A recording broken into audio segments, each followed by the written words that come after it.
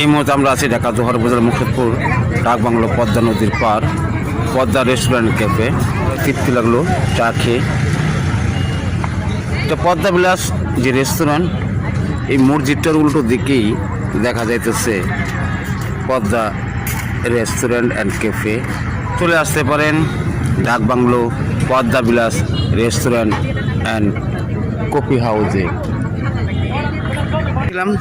তার কর্ণধর আসাদুল ইসলাম বাবু।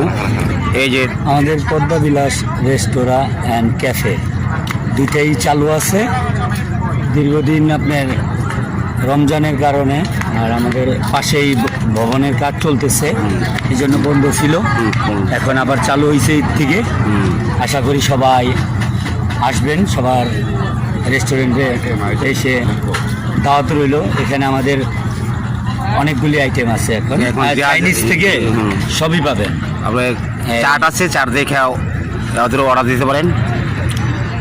আর দেখা যেতেছে চিকেন মিসবত, তারপর কোলকপি, পদ্মা বিলাস রেস্টুরেন্ট লেখা আছে চাটের উপর, আপনারা দেখতে পাচ্ছেন। আর এই চাটের উপর তালিকা দেওয়া আছে, আপনারা তালিকা দেখে অর্ডার দিতে পারেন। কোলকপি, কিটক্যাট, যে কোনো বন্ধু বান্ধব বা বান্ধবী নিয়ে আসলে আপনারা চলে আসতে পারেন ঢাকা জোহর ডাক বাংলো যে মসজিদটার ঠিক উল্টো দিকেই পদ্মা ক্যাফে অ্যান্ড রেস্টুরেন্ট আপনারা দেখতে পাচ্ছেন।